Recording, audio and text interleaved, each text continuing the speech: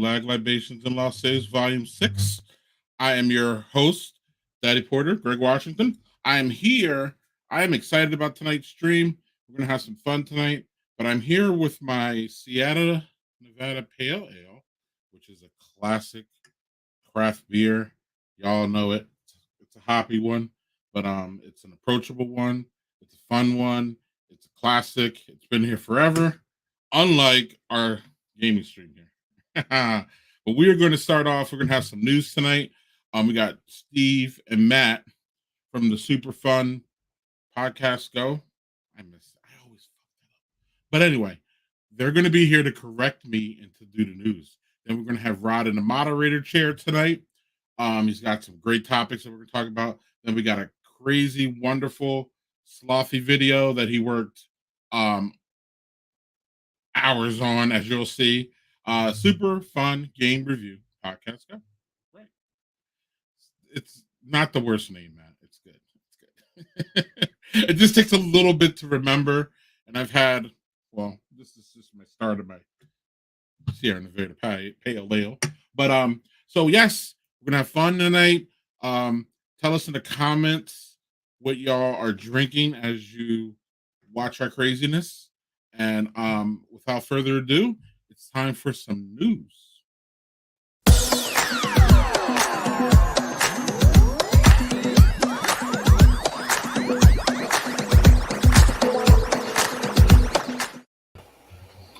Yo. How is everybody?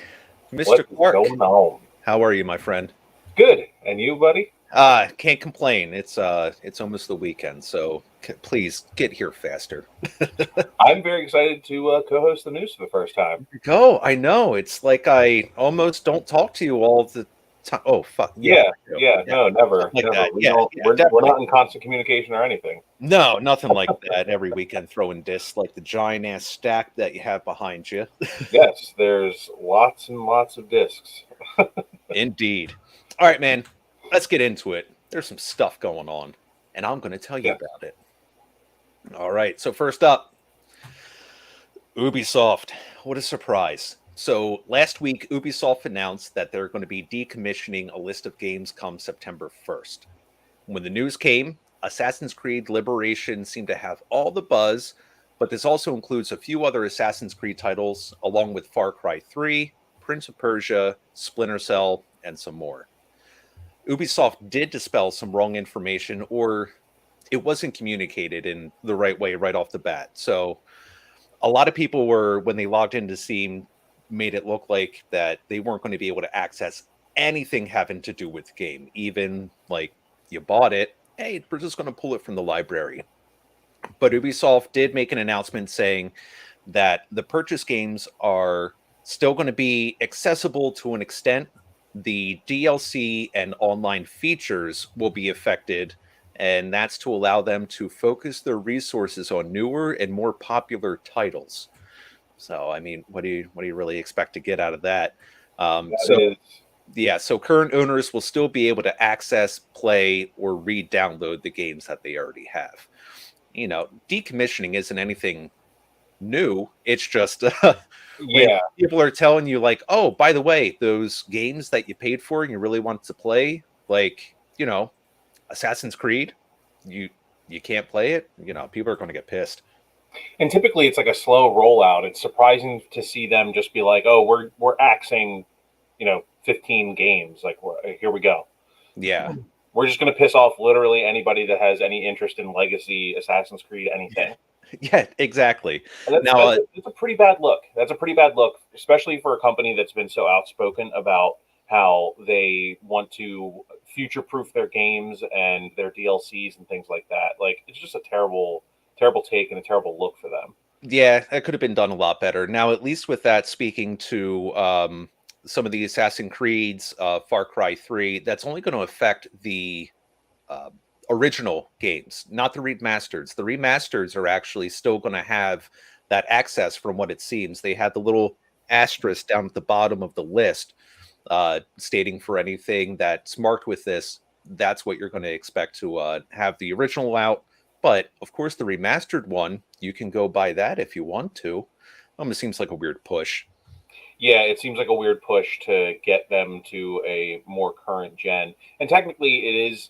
Most of these things are going to be like the 360, the PS3 eras. So, Yeah. like, you're looking at something that's 2 console generations. The 360 and the PlayStation 3. Everyone's kind of just waiting for them to start shoring up and closing out those services at all. Like, Right. I know PlayStation took a huge step towards getting that done with closing the PSN shop on like the Vita and Right. 3 and things like that. So I understand everyone's like real, it's a very polarizing thing, but it's going to start happening more and more, and people have to Exactly. just prepare for it. Yeah. I If mean, you really like your games, buy a disc version of it. If you really absolutely want to play it forever, get a disc version of it. And that is coming as someone who I haven't bought the disc version of a game unless I was forced to in the last like 4 years. So yeah, there you go. You heard it from the horse's mouth. But I swear to God, you're not a horse. Oh my God, you're a horse? Honestly, Diane, I'm surprised. All right, next one, which I'm kind of excited about, is Supermassive Games, the game developer behind Until Dawn, the Dark Pictures anthology, and The Quarry, announced that they have been acquired by the Denmark-based company Nordisk Games. So last year, Nordisk Games actually bought into Supermassive for a 30.7%, 30.7% partnership stake in the company. And now they just pretty much have, well, not pretty much, now they have the whole thing. So at least with that, having such a positive experience over the past year, it wasn't a difficult decision when Nordisk Games wanted to explore increasing their investment. And that was stated by Supermassive CEO Pete Samuels.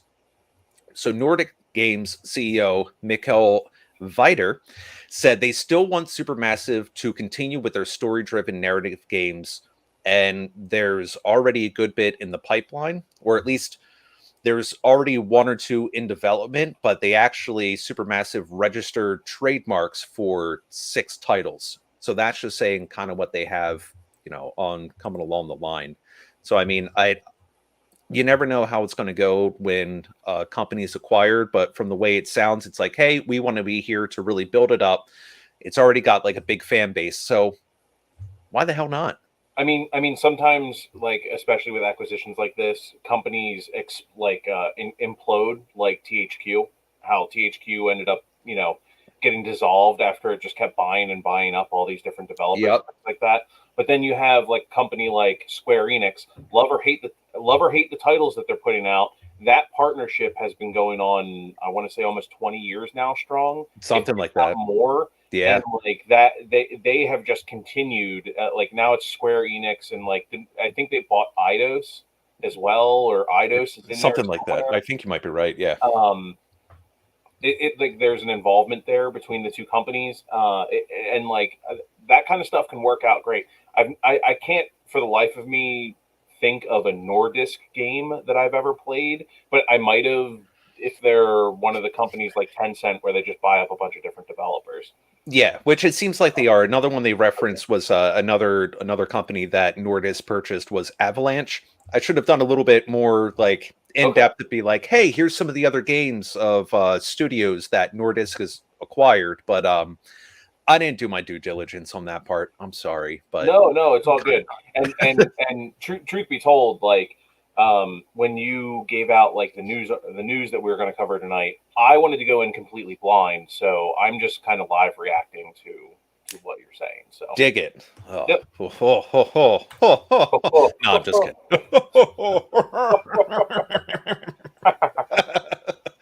Oh, that's fucking dumb. I love it. All right.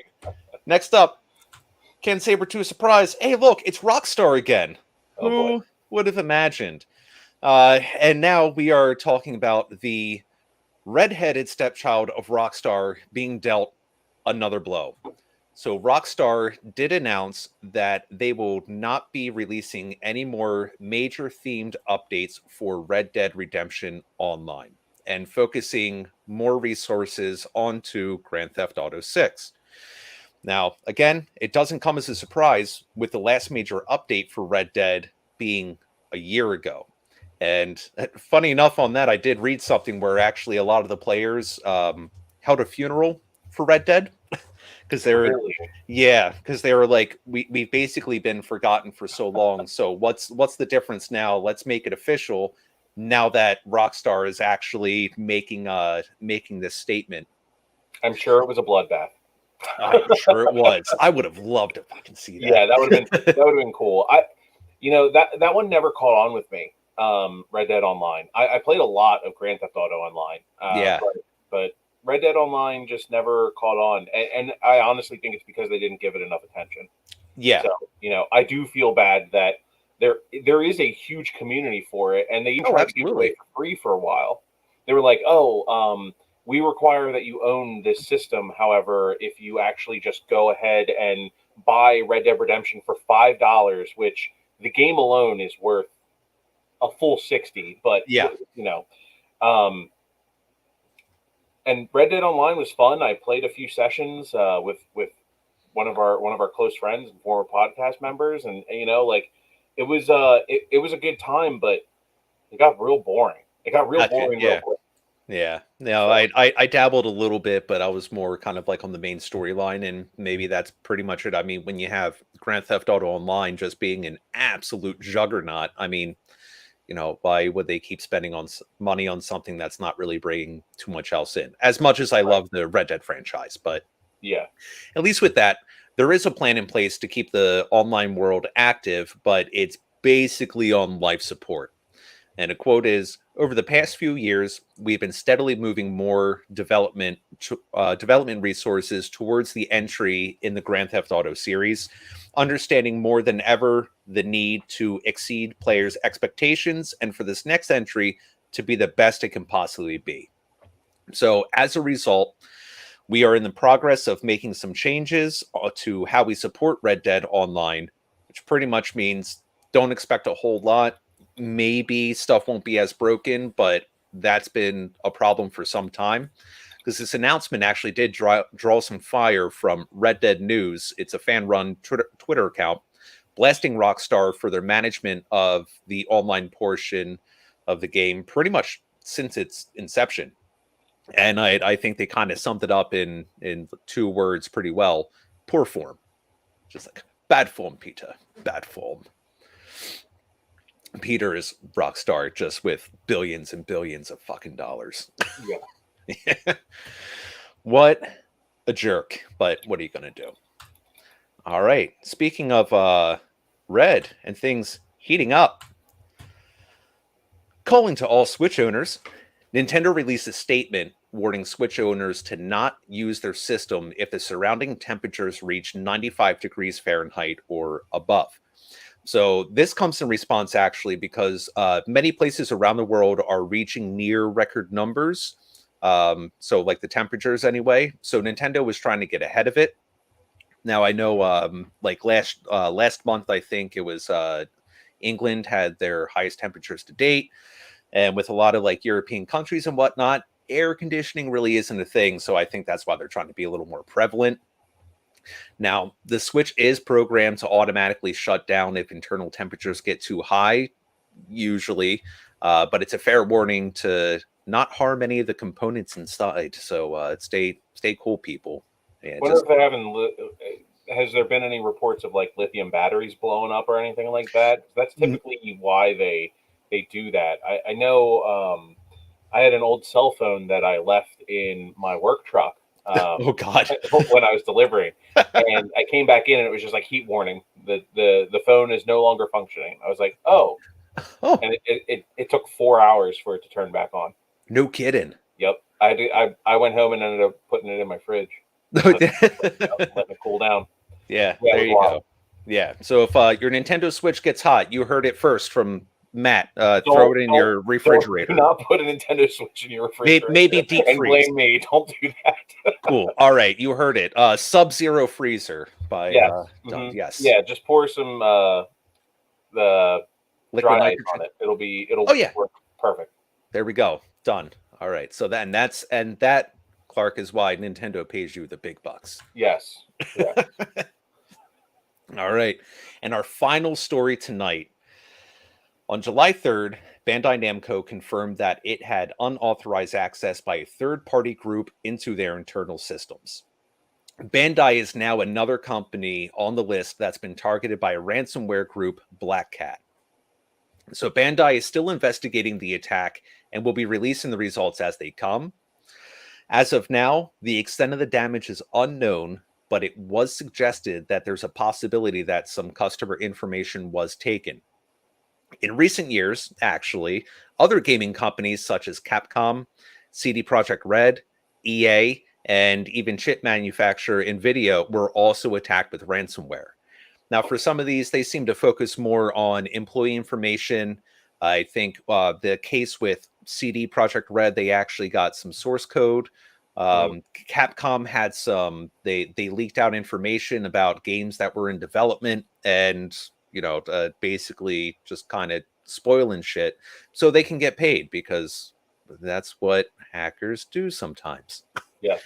Yeah, so we'll have to wait for an investigation findings to see what exactly was targeted and what was actually taken. Now, with that, Bandai did say, they apologize for this happening.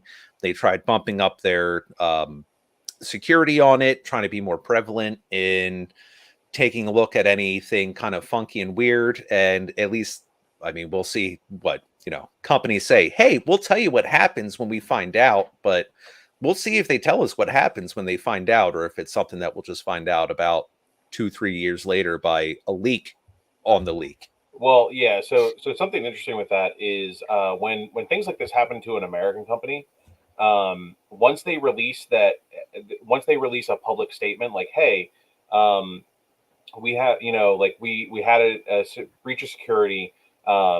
Information was had. They actually have 90 days to comply and figure out exactly what was missing and if there was anything missing, what was leaked, and to notify the public, or they get fined incredible amounts of money. Like, it's astronomical. A lot of places close if they can't figure it out. They end up paying an astronomical amount of money. They close, they sell businesses, they liquidate things. Like, it's kind of crazy. I read about it all the time. I work in IT, so this kind of stuff is like no joke. When that stuff happens, it is for real. But because they're a Japanese company, I don't know if they're held to the same standards, because I know that's more of an American standards and practices. Yeah, that dictate all of that. It'll be interesting to see, because a lot of European companies and things like that are also starting to adopt that whole, you come out, you talk about that you were hacked and that you already have the information. A lot of the times they already know by the time they make the statement what it is. They're just trying to figure out damage control at that point. They usually get 90 days for damage control and then let it out. There was there's a local convenience store to our area, Wawa, that had a bunch of credit card information leaked and hacked and things like that. But they were like, oh, this happened 6 months ago, and they made the public statement, and then a week later they said this. But I was reading that as like, oh, cool. So you let people's stuff go for 6 months, and it gets really tricky. Like, the longer they wait to make the first public statement and hold themselves accountable for that 90 days is really important, and how I value if I'm going to go back to some place like that, it'll be interesting to see how all of that breaks down. I'm sure we'll hear about it, though. It's too big to not be brought into the light at some point. Yeah, exactly. So you're still getting the Wawa coffee? No, I don't. Nope. No, I like McDonald's coffee. I don't know. It's just like Mickey D's boy. If I am out and I'm just going to grab something, give me $1.10 coffee, because it all kind of tastes the same. But if I'm home, I'm making my fancy boy coffee. Oh, there you go. All right. Fancy boy coffees. Mm-hmm. Yeah. All right. Well, awesome. Hey, Clark, thank you so much for joining me on the news. Absolutely. And with that, that's a wrap for news. Stay informed.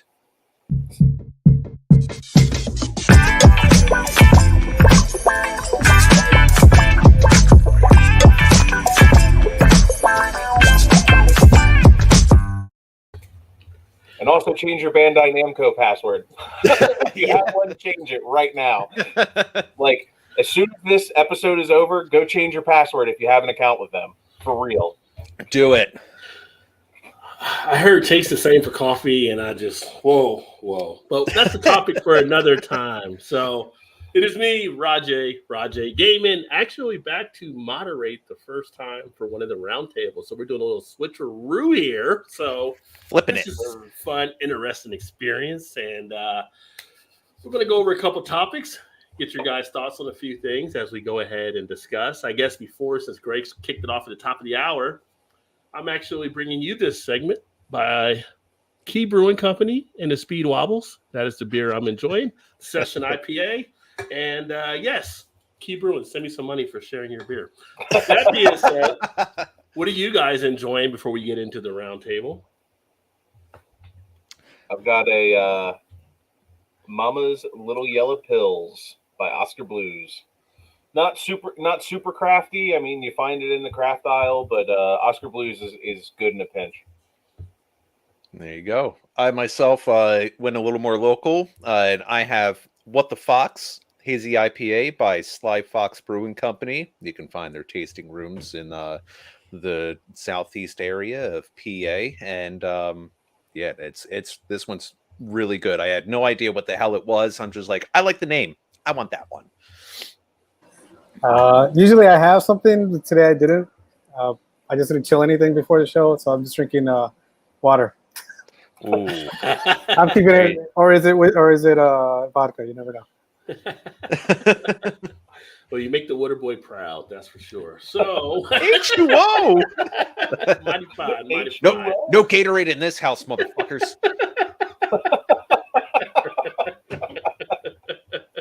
Bobby Boucher attacking your ass. He said water. I thought he was going to bring out a Bud Light, but that's a different story too. So. Mama said water is good for you. Mama said. Vicky Valancourt showed me her boobies, and I like them too. So, each week, or when I say each month, every second Wednesday of the month when we have the show, we have the round table. We talk about various topics and came up with some topics to talk about tonight, some interesting things. So all of us have been gamers for a good amount of time. I've been a gamer, forever, since 2600 came out, which would be pretty much forever. So when you first had that home console and from the home to the arcade, all that kind of stuff. And I was thinking, as we were going through some different topics and coming up with ideas, what are some of the snacks that we may have had over time? Because you see an image of a gamer, and you think of the gamer sitting back in the Easy Boys, like everything, but you think of the Cheeto stains across the shirt, or the Mountain Dew cans knocked across the floor, maybe Jolt, depending on what he could afford to get that day. So as far as snacks, there are certain snacks I like to enjoy. I might have some games. Gummy bears are pretty popular to pop them in while I'm playing. I feel like I'm playing some Warzone.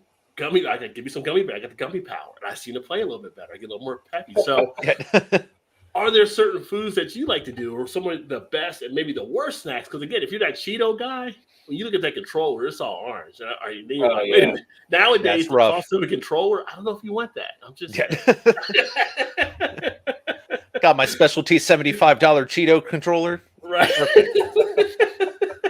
As someone that used to work at GameStop and we would get the controllers traded in, cleaning those things out, it was just I don't envy that. I don't envy that at all. It's just, I'm like, how did you play with this? Why am I touching it?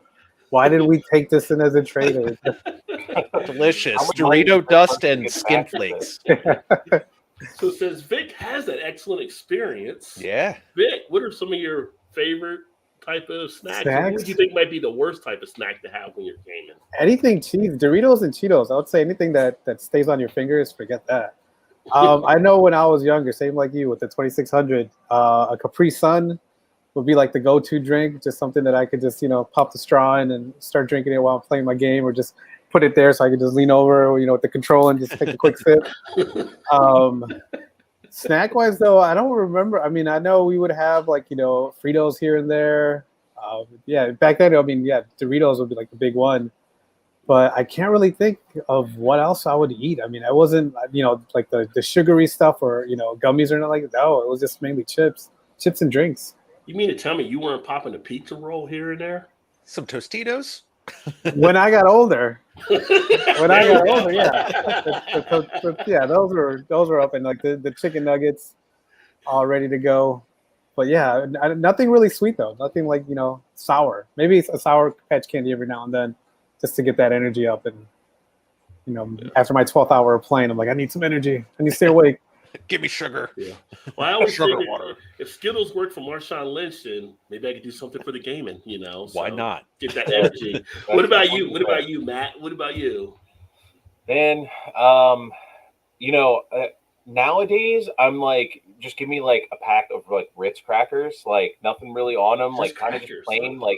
like give me just like the butter and salt, like. But the best part about it is it doesn't really get it on your hands, so like you can kind of like eat a few in between a round of something, or but like I typically for a really long time like I haven't really been like snacking while playing, or if I do, it's like something light, like like candy, like you were saying, like gummy bears. Gummy bears perfect. It's not going to get on your fingers and stuff like that. But I've always been very particular about my electronics, like even from a young age. So I was always like, if I'm eating something, I have like a paper towel next to me, and it's like, munch, munch, munch, wipe, wipe, wipe. Now I'm touching my controller. My favorite thing to eat though, when me and another co-host from the podcast, we used to play horror games all the time. We would always go after white cheddar Cheez-Its. That was just like our jam. We would go through boxes of them playing like Silent Hill 2, Resident Evils. Like it was just something that me and Harry would always eat together. It was just it was just our snack of choice. Is that and a little bit of Mountain Dew, and when we were definitely drinking age, maybe some Heinekens. Oh God, you did have a Heine face. Holy shit! I mean, other than but Heineken, yeah. Maybe, yeah.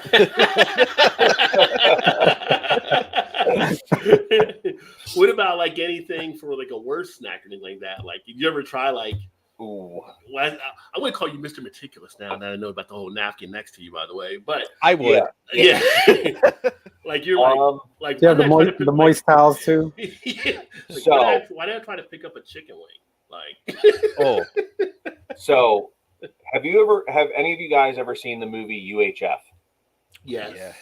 Yes. Okay.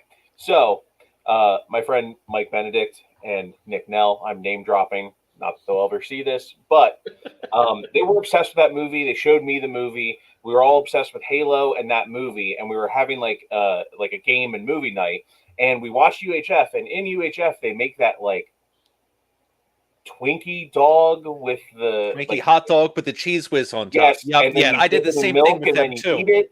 That was probably the worst thing that I've ever eaten during a gaming session. I ate that, played a round of Halo, and then was sick to my stomach for like 3 rounds of Halo, and then I like rallied. It was weird.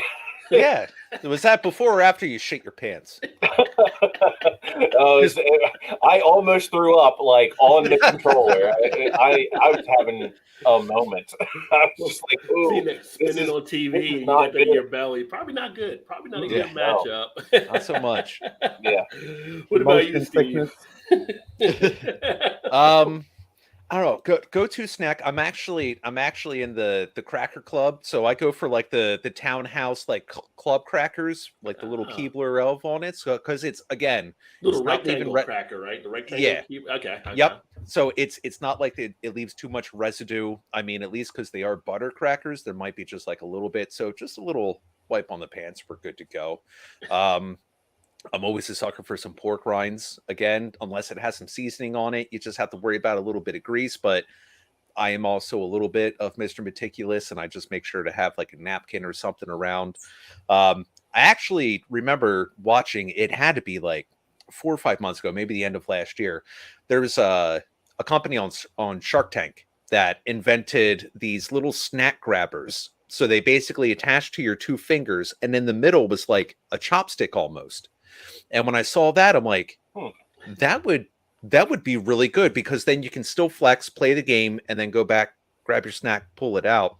I never got one. I just pulled a pair of chopsticks out of my thing but that's only for like Jack's session, like for the cheese curls, because otherwise it's like I am a glutton fat bitch for Jack's. So if I have some in the house, I will be eating them regardless if I'm playing games or not. And like, I want that cheesy, crunchy goodness in my face immediately, please. There you go. There you go. Fair enough. Fair enough. Well, I would definitely say definitely some good things there. And one of the common things with me being back on the East Coast now, I would say, is I feel like there's a lot of gamers out gaming sessions together, but someone will order a pizza at some point. And one thing I realized about being back on the East Coast after being in the Midwest for a point in time, like their pizzas are okay, but they're not like the East Coast style where you fold them, right? So you can't fold them. So you get messier. Good thing about being on the East Coast, you can fold it and keep it clean and then get right back into the game. So you can easily scoop it, bite it, put it back down. So if you're on the East Coast, there's something you can actually do to snack on as well.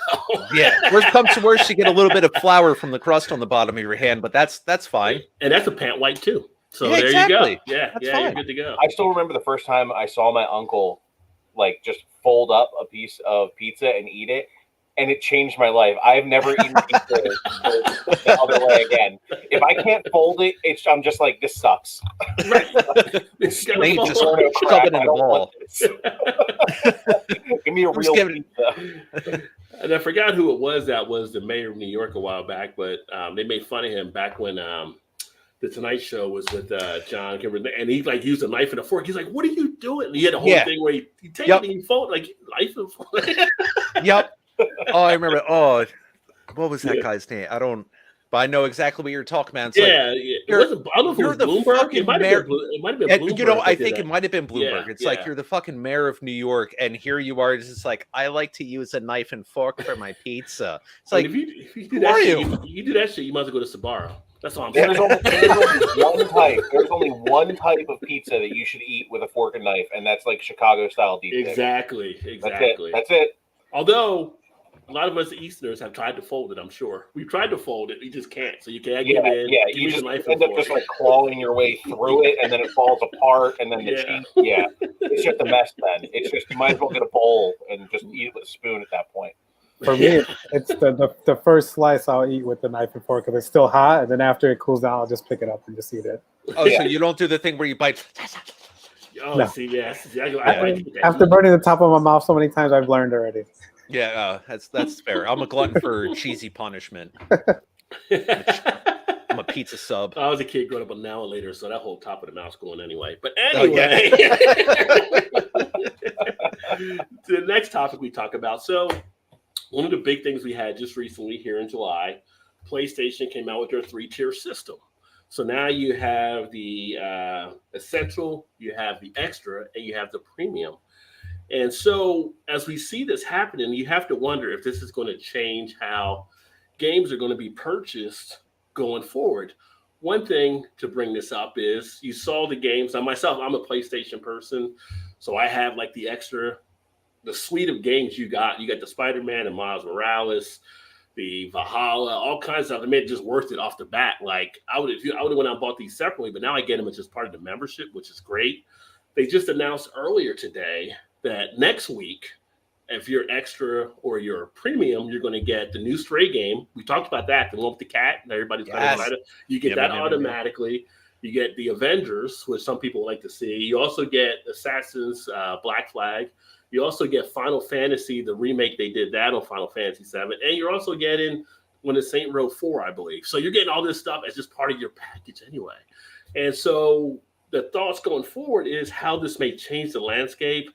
A lot of people are doing more of the digital downloads than getting the disc. Are you guys still thinking you would rather have the disc? Are you embracing the digital type download? Do you see where the digital play is going to basically be the future? Because you have Microsoft, you do have the Game Pass, where they've been doing it, of course, too.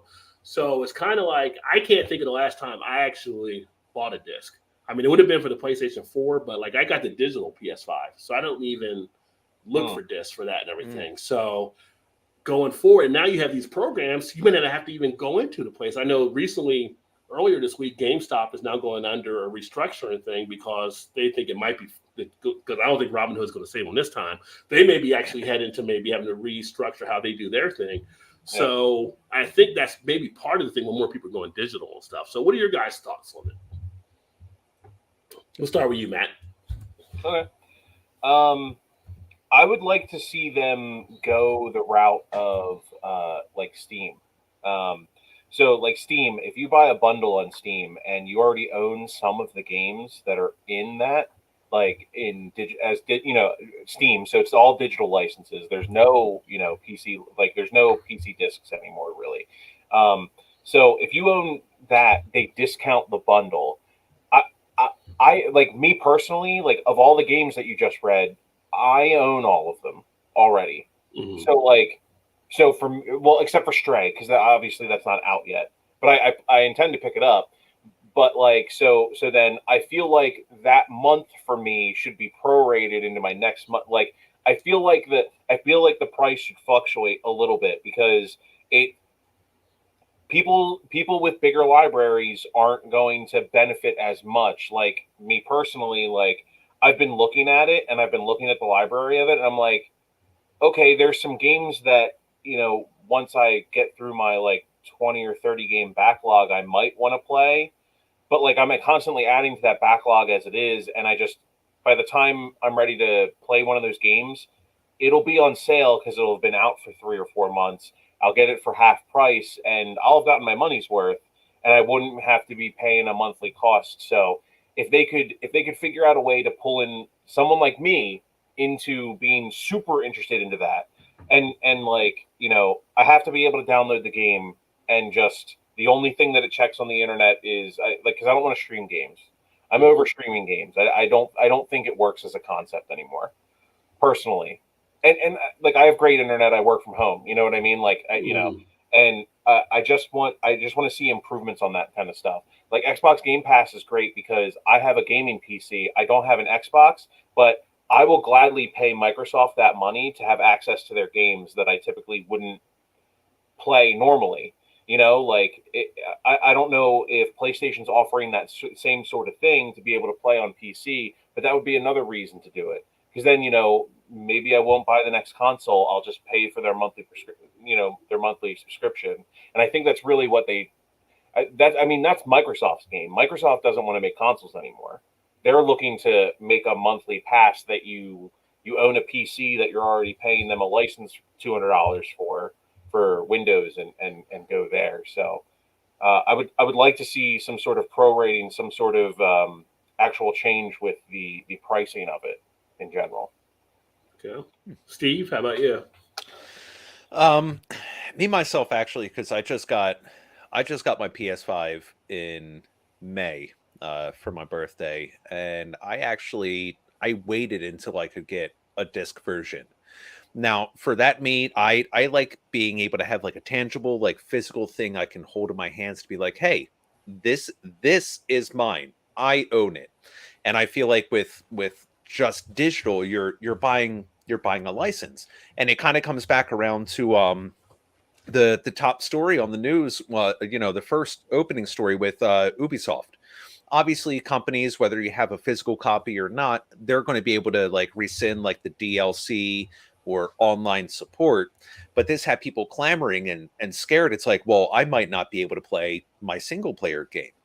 And where they came and, kind of rectified that situation, what's to stop a company from really doing that?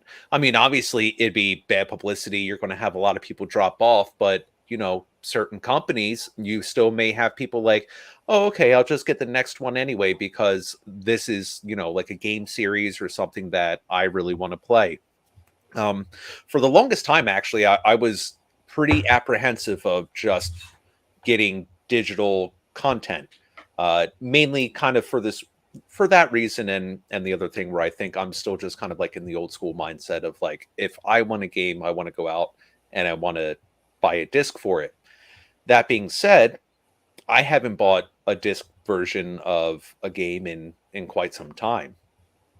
Some of it really kind of boils down to like time frame. So like when Clark and I are doing the podcast and it's like, shit, I need to get started on this game. I don't have time to try to run out, find a GameStop or somewhere that has the game. I need to have it now. So I can definitely, obviously the demand is met with the urgency of like, I want this game, I want it now. I'll download it and be playing in like an hour and a half. And as at least with how PlayStation is structuring, where I think they're really coming out of the gate hard to be like, hey, this is going to be a premium product that you're paying for. Hence why you can get Stray basically once it comes right out. The Final Fantasy VII remake, integrate, and there's like a whole pain in the ass in just getting that game in itself, of what they allowed for PS4, what they allowed for PS5. If you had this, you can't upgrade it, but if you did, you had this.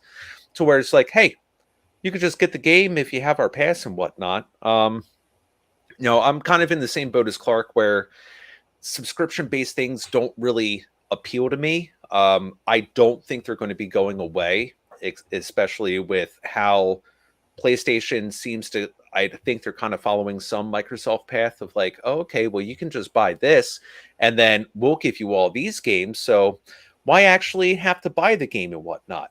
And then I guess in a way that also kind of makes me wonder. It's like, all right, well, if they're not getting like full actual sales for these games, how are these game companies actually how are they making that extra money instead of like selling the actual game and just being included in these subscription services? So I'm a little curious where that would actually go, like down the line of how the structure between the developers and the publishers go with the actual like the platforms themselves.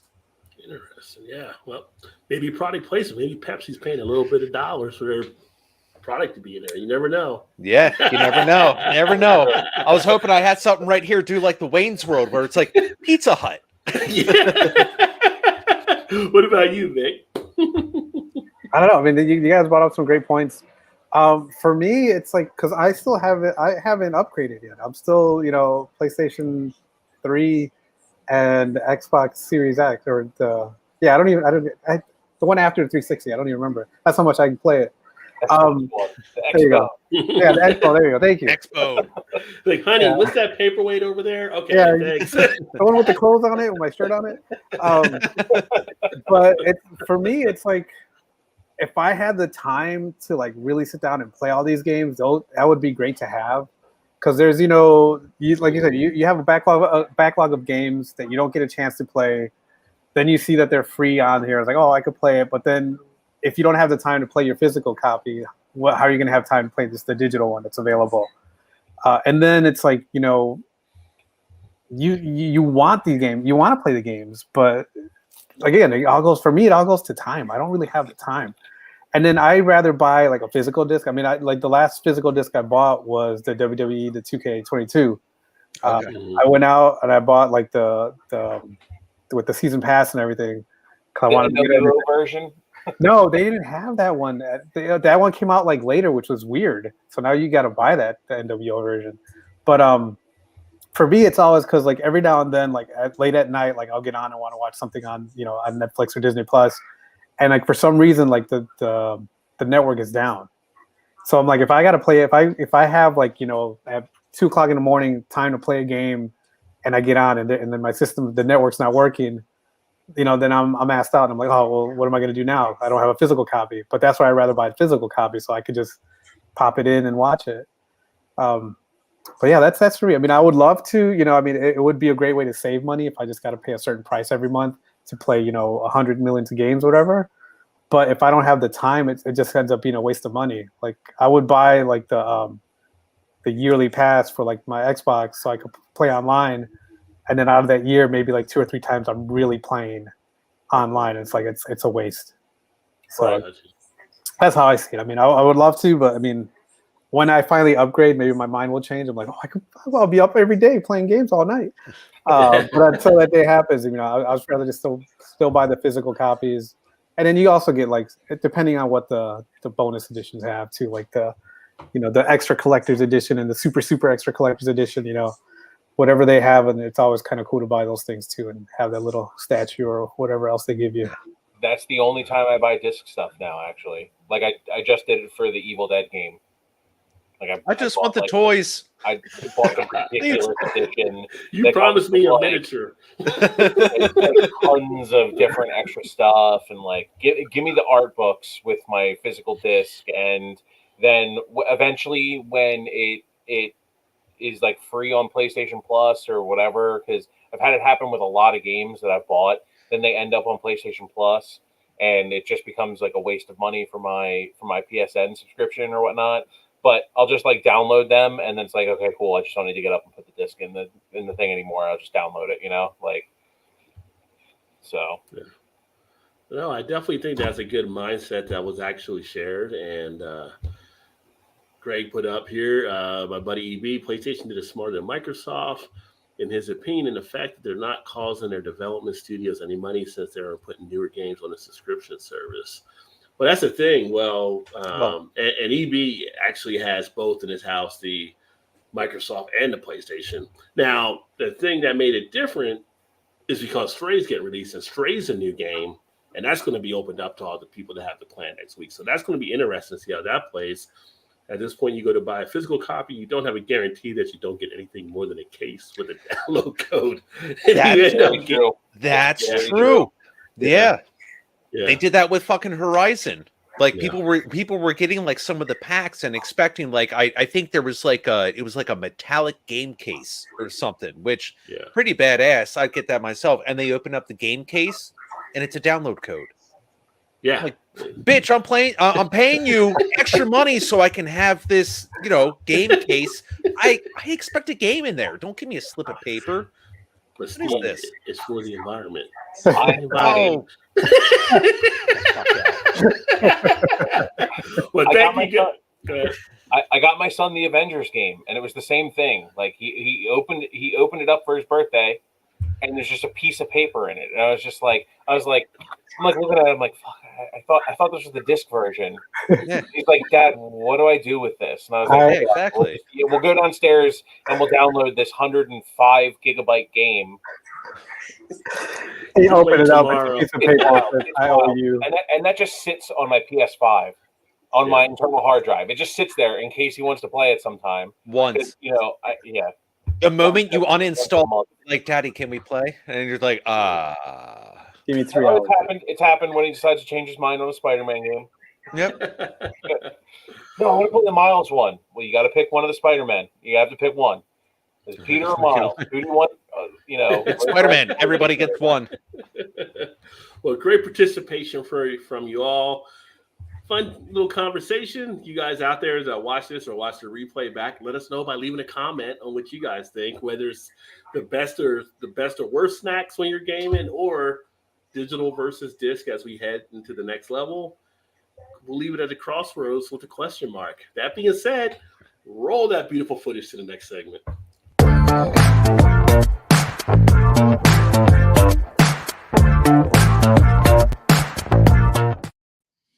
All right, this is not actually going to be a Nintendo Switch review.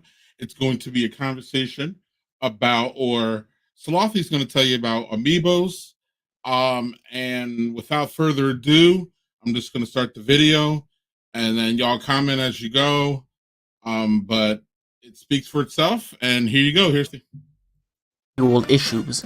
I recently had a lot of time on my hands, so I looked up some new hobbies to pass the time, and one of the results was collecting, and I thought, collecting sounds cool, so I started listing off things that I can collect. I like video games, but that's kind of expensive. I like Nintendo. What's Nintendo that I can collect? Amiibo! Amiibos, which if you don't know what Amiibos are, let me explain. Amiibos are figurines with NFC chips in them, allowing you to skin them into Nintendo games and get bonuses, and I think they're pretty cool. So I started looking up Amiibos of Nintendo characters that I like. First, it started with Kirby, my favorite Nintendo franchise and character, with the Kirby Amiibo being $21.99. Okay, kinda pricey compared to its original price of $12.99, but in terms of collectibles, that's pretty cheap. Then I looked at my main in Smash, Joker, and it cost a whopping $149.99. And I thought, how much money would I need to get all of the Amiibos if one of them was $149? So I set out on a quest to figure out how much money would I need to get all of the Amiibos. First, let's talk about what this video is and what this isn't. This isn't a video saying what the best Amiibo is or what gives you the best rewards in games. That does sound like a really good video idea. I'll add it to the list. This is purely a video talking about how expensive Amiibos can get. First, I had to figure out how many Amiibos exist and which count towards my calculations, which was pretty easy. Just look at the Amiibo website and copy to a spreadsheet, and 5 hours later, we got 696 Amiibos. Now, 696 is a very large number, and because I don't want to spend the whole year finding prices of Amiibos, I had to disqualify some, namely the Mario Sports Card Collection and the Animal Crossing Card Collection, as there are 410 of them collectively, and I have disqualified the newly released, at least at the time of writing, Min Min Amiibo, and the soon-to-be-released Steve and Alex Amiibo. And I also have to disqualify any limited edition versions, such as the Golden Monster Hunter Amiibo that you can only get in Japan in a 7-Eleven. And after removing the ones disqualified, we have a nice, odd 203, which, because Amiibos come in all shapes and sizes, I sorted to what franchise they're in, leaving me with 20 franchises. Then I sorted them into 4 categories, what I like to call Amiibo styles. 1. Singular Amiibo, which, believe it or not, means one package having one singular Amiibo. 2. Alt skins, which are defined by the term Player 2, or we color like Mario 8-bit modern colors. 3. Amiibo packs, but it's the only way to get the Amiibo, which means a pack that doesn't have a singular counterpart. Like, for example, the Shovel Knight Amiibo pack. This is the only way you can get the Shovel Knight Amiibos, is by this pack. And 4. Amiibo packs, but you can get the Amiibo in a single pack, which means, well, you get the idea. And after putting all the Amiibos on a spreadsheet and color coding it, it's time to find the prices for the Amiibos. First, I look at 4 major retailers: Walmart, Amazon, eBay, and Best Buy. But while finding the prices for Amiibos on eBay, I ran into a problem. Because eBay allows almost anyone on the platform to sell stuff, there starts to be issues with quality control. Like, for example, you can get this used with no box Rover Amiibo for $4.95, while compared to Walmart, you can get it for $16.95, while Amazon's $24.41. So we're going to have to set some ground rules. 1. It has to be new and in the box. 2. If there are multiple Amiibos, we'll favor the one with the most reviews. If they have the same amount of reviews, we'll favor the cheaper one. Then, after finding all the prices for eBay, Amazon, Best Buy, and Walmart were a breeze because there's only one of the same Amiibo versus eBay's multiple of the same Amiibo.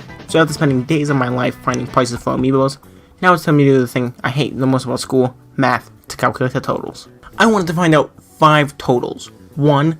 Least expensive Amiibo franchise, which you get by looking at all the store prices and just adding the least expensive ones together, giving us a grand total of $8,979.82.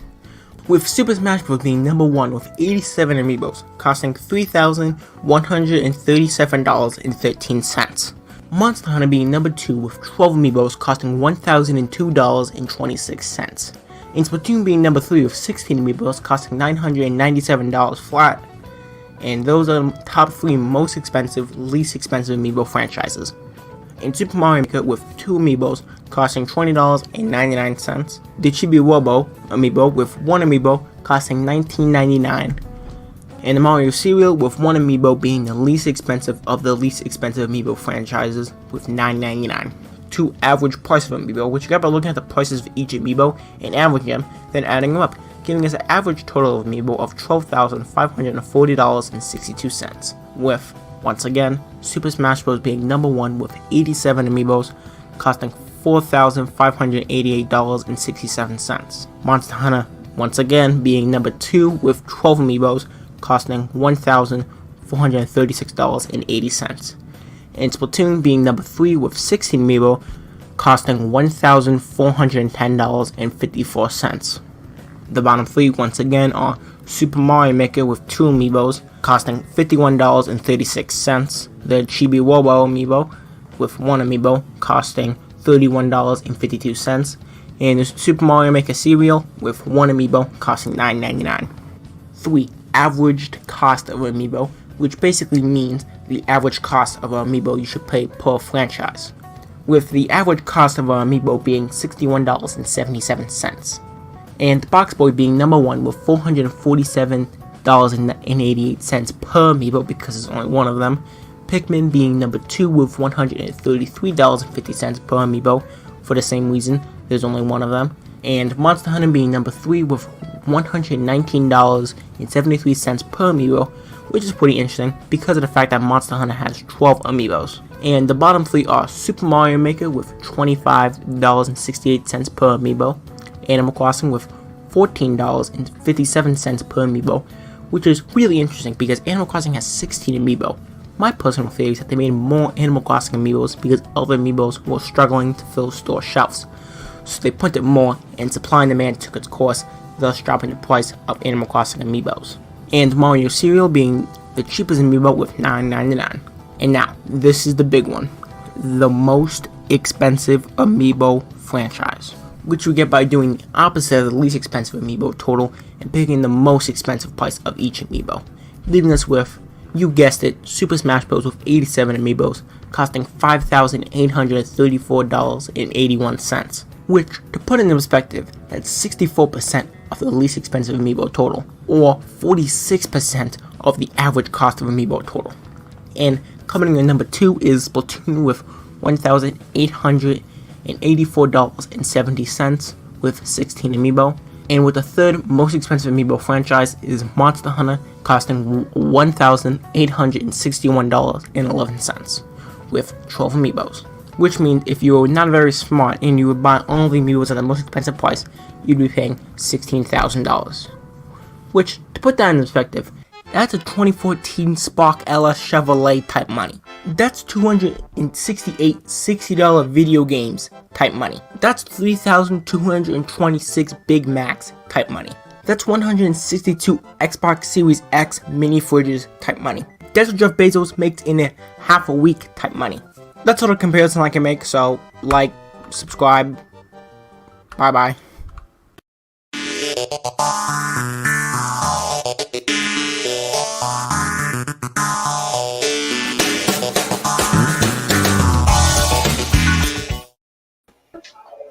Wow.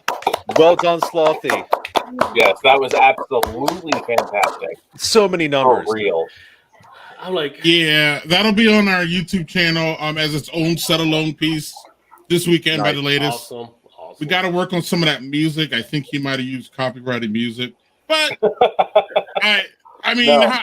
where else do you find fault in that? Where else do you find fault in that? Yeah. He needs to do one with Disney Infinity figures because that's my thing right there. All right. I would know how much I need to save to buy them. I have a very small collection of Amiibo, and the Solaire one, the Dark Souls one, is one that I wanted. I had it pre-ordered. GameStop canceled my pre-order. I was so pissed off about it, but like my most prized possession is I have a gold Shovel Knight. Oh, nice. Yeah. There and you then go. Also, from the most expensive, I have Snake from Smash Bros. Nice. That's what I'm talking about right there. And I just took a screenshot, and I'm going to show him that once we get off of here. Nice. Let's see the reaction. Matt, did you ever do the hot dryer or air dryer? Oops. What's that? Did you ever do like the hair dryer to the sticker, so you can just peel it off? No. It's actually slowly peeling off from age. So I'm just kind of like it wasn't put on all the way. I actually caught them as they were unboxing them, and the guy had just put it on with his thumb. So I'm like waiting for it to just fall off naturally. I have a couple things like that too. It's totally unrelated. Man, I didn't know that these Amiibos were that big of a thing. Oh my god. And then Matt tells me that, and Slothy already knows too about the cards and all that, but I see why they had the cards, and I see why people went to them, because how can you afford that? I can look, man, I can barely for Christmas with these bros and their PS5s, and every game they won is $60, Rod, and the $20 games that I get them literally stay in the plastic. Like, I got them games in Christmas that are still in the plastic, and I'm like, I even said it to them last week. I'm like, y'all don't even open the ones that I like. I'm trying to over here skim for y'all, and they just like roll their eyes at me. And I'm like, well, it is what it is. You know what I'm saying? Like, no, man. So I don't know how do you afford those? How do you do? That shit's crazy. That's all I got. Stuff like this, I really try to never buy aftermarket. I'm very okay with like not paying aftermarket on stuff like this, and if I get it, I get it. I don't. That's kind of how I am as a collector. I mean, like my disc collection is the same way. If I can't get something at release, I typically don't, unless I can trade somebody like something that I have, like a collector's disc for another collector's disc. That's typically where it's at. I mean, I think it's the same way with like sneakerheads. Like, you know what I mean? Like, I think they do the exact same type of thing. Like, you know, I was able to hit it at release. I got it for retail, and now it's like a crazy aftermarket, and I'll trade it at the aftermarket value for something that I really want, and things like that. Like it's really just, being able to have the few extra bucks to buy 2 of something, and then just holding on to it and knowing that it's going to be, going off later. Like yeah, it's man, I love collecting stuff. I've been collecting stuff since I was a kid, like stamp collections, cards, stuff like that. I haven't delved into my cards yet, but I mean, like, I have some complete like 1986 sets. Like my uncles and stuff bought me complete like baseball sets from '86, like tops, and like I've never opened them out of the package. I've taken one card out to get it signed. That was it. Like stuff like that. To be fair, man, someone who knows you, it's like you don't go halfway. You're either 0 or 100 into it. As with pretty he's much one of those. every single Okay. thing. No, he is, and Okay. that's not a slight or anything. It's just No. yeah, but yeah, it's not just like maybe I'll get 1 or 2. It's just like I'm just not going to get into it, or I need everything. But I always do it in an educated way. I never am just like, I'm just going to throw a bunch of money at it. It's like, no, like, I'm going to like do my research, figure out how to approach this in like a budgetary way that makes sense for me. Except in for all those in a slothy way, I call it now. Yeah. Yes. Very controlled. Yeah. Right. So what's going on, Rod? You got anything for the rap? I mean, I don't know how long I'll be on this show. The way Slothy keep making these videos, pretty soon he'll be sitting in my seat. You better get damn good at the news. I'll tell him that. Yeah, no, Right. I was really blown back by that. Right. That was pretty. I never heard of Amiibos, but now I'm like, well, maybe should I want one? I don't know. Right. Yeah. I never really heard too much of them before, and then I'm like, when I'm seeing that, I'm like, with the little figurines and you put them on, kind of go with. It's like, what was that? Like Skylanders or something, where like the actual characters you put them. Okay, yeah. And you get like extra things, right, Matt? Like in the game, you get like sometimes skins or like power ups, or there's different things that you get when you put them on certain games, I guess. Yeah, and then that's part of the draw too. They're cool figurines too. Yeah, to collect, but there's also an element where they affect the game, Steve.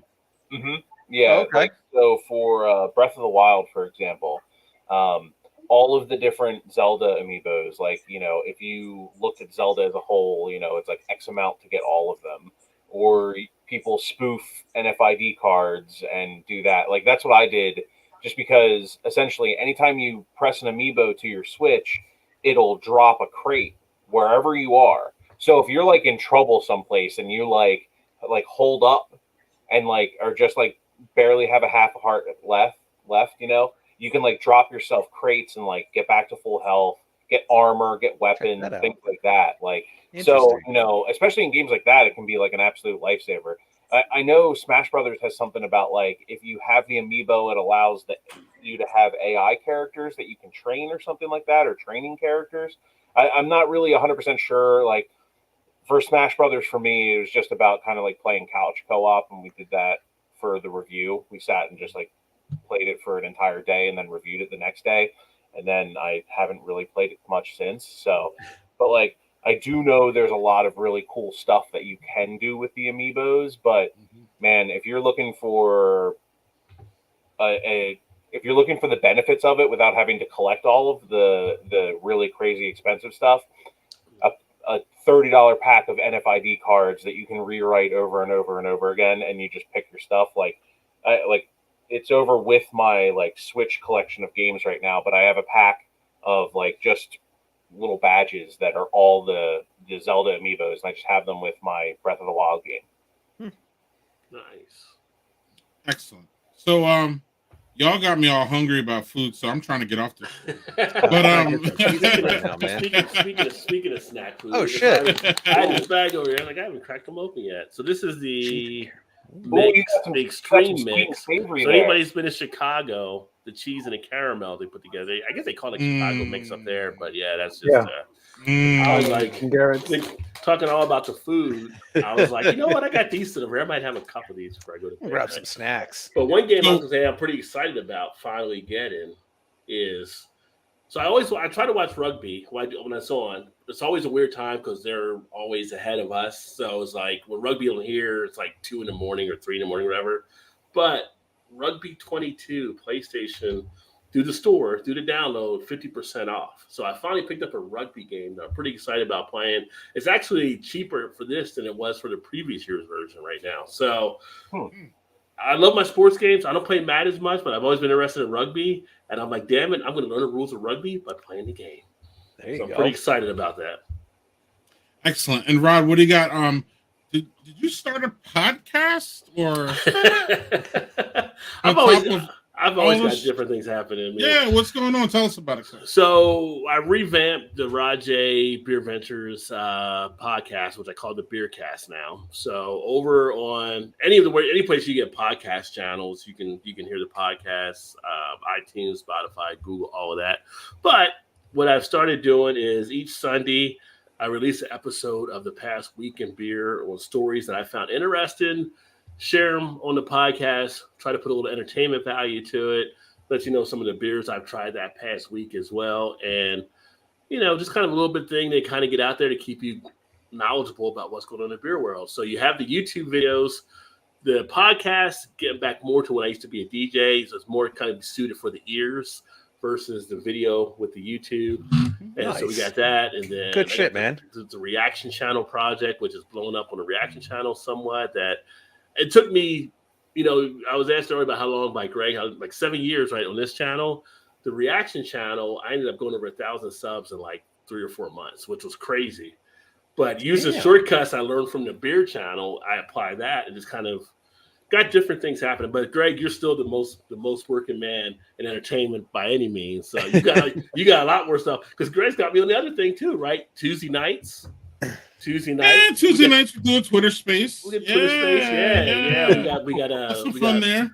Linda Cooley coming in, CEO for Man talking River, about inclusion and we talk about inclusion in craft beer and the lack thereof and how we can improve it and putting spotlights on people that Linda Cooley, I'm looking forward to her. She's a Native American brewery. Yeah, so that's cool. Really cool. And they're really out. Right. I've done a little research on her because again, I like to do a little research so I don't look like a dumbass that I am when I'm talking to people. But Slothy's printing out pages, he's typing stuff out, printing them out, handing them over. Yeah, she's all over the community though, and she's big into her community and giving back and having involvement with her craft beer scene and all that. So that's gonna be fun. And what's going on with the super fun Game Review Podcast? Go. I got it right. Nailed it, man. Fucking nailed it. There you go. You know what? You got it when you can say it fast. Yeah. I know it, but I'm trying to get it fast and I stumble all over my damn words. To what be the fair, hell are you? You got to say it fast though to earn it. Right. Yes. There has been times, and there is like an old classic sound grab that we had floating out there of like where we messed up the name. Are you going to do it, Steve? Are you going to do it because it was you and that was bonus content? Oh, you mean where it goes like "Welcome to Super Game," and then just Steve, stop. Steve did that exact face, and I'm just looking at him because little behind the scenes to our podcast. It takes us about 15 minutes to start the podcast with that exact phrase that Steve just said, but we're there bullshitting. And we're laughing through like a bunch of different takes and stuff. And Steve's just trying to get it started, man. We just got to get it started. I rushed. Welcome to Super Game. And then stop, and everybody just throw it in my eyes, and then just like erupted in laughter. I'm like, fuck, I'm never going to be able to do this. Yeah, and Steve's just staring death into me, and I'm just like, dude, I didn't even say anything. I'm just looking at you. So yeah, Greg, don't even sweat it. Right, so that's why you guys laugh when we butcher it because you're like, we butcher it. There. Yeah. We butcher it, and it's our show, and it's our show. Yeah. Our podcast episode 0 was 2 hours of us coming up with a name for the podcast, and then it was taken because we didn't didn't check we did it. research. We didn't check it before we stopped recording. So then we had like a 10-minute follow-up where we're discussing it. And I pretty much said, I just want it to be something that's like super obnoxious so that everyone remembers it. And now it's Super Fun Game Review Podcast. Go! Yep. Yeah, so what is the latest, y'all? So the latest week and a half, we are continuing our retrospective Mubbers, which is the Mega Ultra Between Review Showdown, and with the N64. So we're going to be going over our top 5 favorite N64 games, what we would call our honorable mentions that did not make the top 5, and our console defining of what defined the N64. So that's going to be coming up in a week and a half, or at least on I believe, if I know my dates, the 23rd, 24th. Yeah. And then the episode that we just published was actually our review of WWE 2K22. Yep, we just did that one. And then just because I don't think the next one, since we're on the 2-week schedule after N64, which has not been announced to the podcast, but for those listening now, after that, we are actually reviewing Trek to Yomi. Yes. So we're getting a little more on an updated game, which was my pick. I was very excited for that, and it's an interesting play and an interesting listen. So go check us out on Apple, Spotify, anywhere you get your podcast. Literally anywhere you can find a podcast, we're pretty much on it now at this point. If you could probably type in our name, you'll find us. There's not. That's going to be the hardest part. That it is. Just use Clark's hashtag. For a really long time on Spotify, if you put in Super Fun, we came up first. Yeah, that. I think we still do after having a 6-year fucking legacy now. Yeah. We have a lot. Like that's actually the nice thing is we have a really wide range of SEO at this point, because we also, when we upload, we try to do at least 7 tags on things so that when people do searches, they are finding us. It's the craziest thing. Like we're getting random like Facebook messages from people in Germany who listen to us. Oh yeah, we're international. It's wild. That's pretty fucking nuts. It's wild. And they're just like we love it. Like, oh, cool. Yeah, we're a huge hit in Germany, just like David Hasselhoff. Yes. Right. We are the David laugh for that, Hasselhoff podcast. It's fine. Yeah. It's fine. No one else wants to say it, I'll say it. Hey, Victor, what's going on? You have to unmute your mic, buddy, if you can, but what's going on with FanDats? We're out of here. Yeah, last weekend was the Fan Expo Chicago. So I was able to go with my daughter, and we spent 3 days out there walking around, looking at celebrities getting yelled at when you try to take a picture of them without paying for it. And and then just enjoying it, looking at seeing that Funko figures, seeing the insane prices for them, and wrestling figures. Kind of like Amiibos, like Amiibos, right? Yeah, those Funkos. Yeah. Another thing I collect. But I did a video, so the videos I think it posted today. I gotta finish up my review of the whole show. That will go up probably later tonight or tomorrow morning. We got a review of the Sea Beast that came out on Netflix last week, which is an awesome movie, and we did interview the director and one of the stars. Tomorrow, I think our Kung Fu Panda review goes up. There's a new Kung Fu Panda show coming up on Netflix. Okay. So that also we got to interview, I think, the producer and one of the stars of the show. Oh wow! And that's so awesome, we've been getting pretty lucky doing these reviews or interviews. So that's kind of cool now. So excited about that. And then last thing is I just got this the other day. Yes. So I watched it last night on. There you go. I watched it last night on HBO Max. And then so I got to put this on. See, this is why you need physical, because there's no extra scenes, extra deleted stuff on the. Oh, they have extra stuff for that too. Yeah, there's extra commentary, making of, deleted scenes, storyboard, and it's extra stuff. Oh, that's awesome! My wife and I are like huge Bob's Burgers fans. We've already seen the movie in theaters twice, and just seeing that it's like we popped on our Hulu the other day, and it just showed Bob's Burgers movie. I'm like, oh shit! It's It awful. was funny because I started watching it on Hulu, and then like within 5 minutes, a commercial came on. I'm like, wait, what? So I stopped it, and then I put on HBO Max, and then HBO Max was without commercials. So I guess it's my Hulu plan probably. Oh, maybe. But I got yeah. commercials. But anyway, yeah. oh, that's awesome. Put that I on my never buy list. watched the show. I watched 1 or 2 episodes because I know the National was on there. So I was like, Okay. oh, cool, let me watch the National. But I loved it. So I got to write my review about it. And post it on Awesome. that too. Very cool. All right, and we are working on. We are going to be working on a feature for y'all, which is the top 10 franchises and video game history, which is going to be interesting, and it's going to spark some debate and maybe some absolutely. yelling and arguing. So that's going to be fun. We hope to have that to you for August, but I'm going to be on the road in August, maybe. So you might get a mashup show. You might get a regular show. You might not get a show in August. We're going to see. Who knows?